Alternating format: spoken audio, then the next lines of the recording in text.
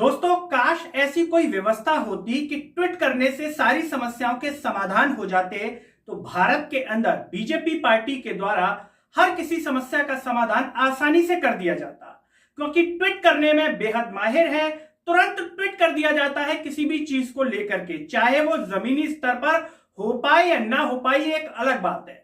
और इस ट्वीट करने की कला में एमपी के सीएम शिवराज सिंह चौहान जी भी बेहद माहिर हैं। किसी को जन्मदिन की बधाई देनी हो, किसी को कुछ भी कहना हो, तुरंत ट्वीट के माध्यम से कह देते हैं। हाँ, ट्वीट नहीं कर पाते तो सिर्फ एक चीज में, वो है रोजगार। रोजगार को लेकर के थोड़े से संकुचित हो जाते हैं। नमस्कार, मैं हूं गिरिराज शर्मा और आप देख रहे हैं सरल टॉक। सभी से एक अपील है, इस आवाज को सब्सक्राइब कीजिए और इसे हर जगह शेयर कीजिए। आप सोच रहे हैं आज हम ट्वीट की बात क्यों कर रहे हैं? ट्वीट की बात इसलिए कर रहे हैं क्योंकि देश के साथ साथ मध्य प्रदेश में भी कोरोना तेजी से अपने पैर पसार रहा है।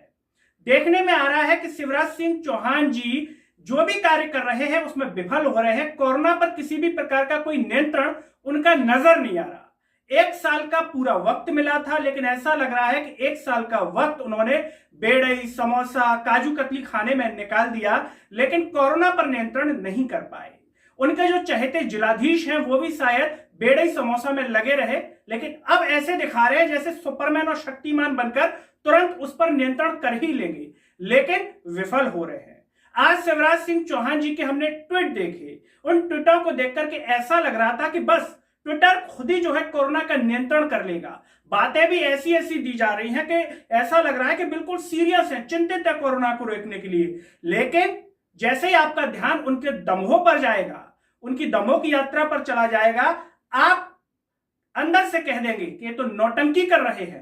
कोरोना को लेकर के कोई ज्यादा चिंतित तो नहीं लग रहे, क्योंकि अगर चिंतित होते तो दमों की जनता को कोरोना की आग में काहे धकेलना चाहते हैं। उनका जरा पहला ट्वीट बता देते हैं। पहला ट्वीट है उनका, मध्य प्रदेश में रेमडेसिविर सभी को जरूरत के अनुसार उचित टाइम पर उपलब्ध होना चाहिए और इसकी कालाबाजारी न हो। ये शिवराज सिंह चौहान जी कह रहे हैं।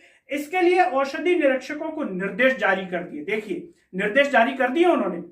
रेमडेसिविर औषधि निर्माताओं को मध्य प्रदेश में इसकी सप्लाई बढ़ाने के निर्देश दे दिए। दोस्तों, निर्देश तो दे दिए हैं।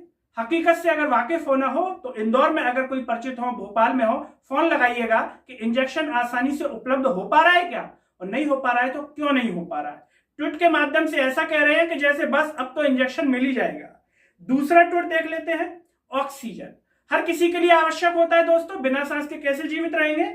ऑक्सीजन की निर्बाध सप्लाई सुनिश्चित करने के लिए इसके निर्माताओं एवं डिस्ट्रीब्यूटर से सतत संपर्क किया जा रहा है। वर्तमान में ऑक्सीजन सप्लाई की कोई कमी नहीं है। देखिए, कह रहे हैं कोई कमी नहीं है। प्रदेश में लगभग 244 मीट्रिक टन ऑक्सीजन प्रतिदिन की उपलब्धता है। परिवहन है तो टैंकरों की संख्या भी बढ़ाई जा रही है। टैंकरों की संख्या बढ़ा रहे हैं। 1 साल से क्या कर रहे थे पता नहीं, सोच रहे थे कि कोरोना तो चला गया बस, लेकिन कोरोना फिर उंगली करने आ गया। एक और ट्वीट देख लेते हैं। अन्य राज्यों से ऑक्सीजन की आपूर्ति बढ़ाने हैं तो चर्चा कर अनुरोध किया गया है। इंडस्ट्रियल उपयोग को सीमित करके सर्वप्रथम ऑक्सीजन की उपलब्धता सुनिश्चित की जा रही है। अस्पतालों और संस्थानों में इसकी बर्बादी रोकने के लिए, बर्बादी शब्द का उपयोग किया है। अब आप बताइए, अस्पतालों और संस्थानों में बर्बादी होती है क्या ऑक्सीजन की? भारत सरकार से प्राप्त दिशा निर्देशों से सभी को अवगत कराया गया है। अवगत करा रहे हैं। ये ट्वीट किया है किसने? शिवराज सिंह चौहान जी ने। एक और ट्वीट देखिए, इससे आपको लगेगा कि शिवराज सिंह चौहान जी तो बहुत चिंतित है। जनता कर्फ्यू का उद्देश्य सबको जागरूक करना और संक्रमण की चेन को तोड़ना है। संक्रमण की चेन को तोड़ना चाहते हैं, वो बात अलग है कि खुद दमो जाकर के चेन को बढ़ावा दे रहे हैं, तोड़ रहे हैं, पता नहीं। मास्क लगाने और सोशल डिस्टेंसिंग तथा वैक्सीनेशन से कोरोना परास्त होगा, इसी से होगा, वैसे नहीं हारेगा। प्रदेश में बढ़ते कोविड-19 के प्रकरणों की रोकथाम की व्यवस्थाओं की आज मंत्रालय में समीक्षा की है। समीक्षा बहुत कर रहे हैं, वहां पर चाय नाश्ता की पूरी व्यवस्था भी होती ही होगी। आज राज्यपाल महोदया श्रीमती आनंदीबेन पटेल जी ने सर्वदलीय बैठक बुलाई। कोविड की संक्रमण की स्थितियों पर विचार होगा। विचार कर रहे हैं। 1 साल से पता नहीं क्या कर रहे थे, मालूम नहीं है, अभी विचार कर रहे हैं। सभी राजनीतिक दलों को वर्चुअली आमंत्रित किया गया। वर्चुअली मतलब घर से बैठ करके या जहां पे भी गाड़ी में बैठे हो वहां से सीधे कनेक्ट हो जाओ, बस अपनी जिम्मेदारी निभा लो। यह कोरोना संक्रमण से निपटने की लड़ाई जनता के सहयोग के बिना नहीं लड़ी जा सकती है। देखिए, जनता के सहयोग के बिना नहीं लड़ी जाएगी ये लड़ाई। जनता शायद 1 साल से सहयोग नहीं कर रही होगी। जनता ने तो पूरा सहयोग किया ना लॉकडाउन में। अगर जनता सहयोग नहीं कर रही होती तो ताली थाली दिए काय को बजाती, काय को जलाती? ये सब सहयोग किया तभी किया ना। जनता उसकी सजा भुगत रही है, ये लिखना चाहिए था उनको।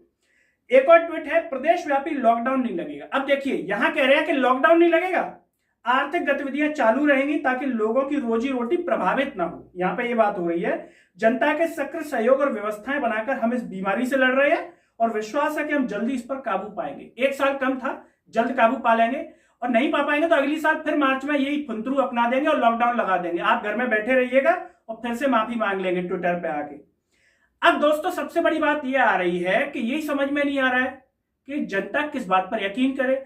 जनता जब तक एक गाइडलाइन का अध्ययन करती है तब तक आधे घंटे में दूसरी गाइडलाइन आ जाती है। लोग आपस में पूछते हैं भैया कौन सी गाइडलाइन सही है। एक चैनल की खबर देखते होंगे कोरोना पर, तब तक दूसरी आ जाएगी आधे घंटे में कि नहीं पिछली वाली गाइडलाइन में ये परिवर्तित कर दिया। वो क्या चाय नहीं पी पाए थे ना, तो चाय पीते में ध्यान भूल गए, उसमें वो पॉइंट लिखना भूल गए, अभी चेंज कर दिया, इसके बाद कोरोना खत्म हो जाएगा। खुद को पता है भी या नहीं है, गाइडलाइन की जो उलझन है उसी में जनता उलझती रहे, अपनी दाल रोटी की व्यवस्था ना कर पाए। अब सबसे बड़ा सवाल यह आता है कि इनकी दाल रोटी की व्यवस्था फिर कौन करेगा? क्या प्रशासन देने जा रहा है, कोई अधिकारी वहां पैसे देने जा रहा है आम आदमी को? आम आदमी को कोई सुविधा दी जा रही है या फिर जो ये लॉकडाउन का फुंतरू है वो केवल फैलाया जा रहा है? ये सबसे बड़ा सवाल है और जो भुगत रही है वो भुगत रही है जनता। इसीलिए शिवराज सिंह चौहान जी को गंभीर होकर के जमीनी स्तर पर काम करना चाहिए, न कि ट्विटर के माध्यम से इतिश्री करना। केवल जमीनी स्तर पर क्या हो रहा है वो भी जनता के बारे में पता करें। अगर जमीन पर उतरेंगे तो शायद पता चल जाएगा, लेकिन दमोह के चुनाव में इतने बिजी हैं कि वहां जाने ही नहीं चाहते। अगर शिवराज सिंह चौहान जी खुद दवा बाजार आ जाते तो हकीकत से वाकिफ हो जाते। दोस्तों मेरे साथ इस वीडियो में फिलहाल इतना ही। चलते चलते सभी से एक ही अपील है, समाज को सब्सक्राइब कीजिए और इसे हर जगह शेयर कीजिए। अगले वीडियो में आपसे फिर होगी मुलाकात, तब तक के लिए मुझे दीजिए इजाजत। नमस्कार।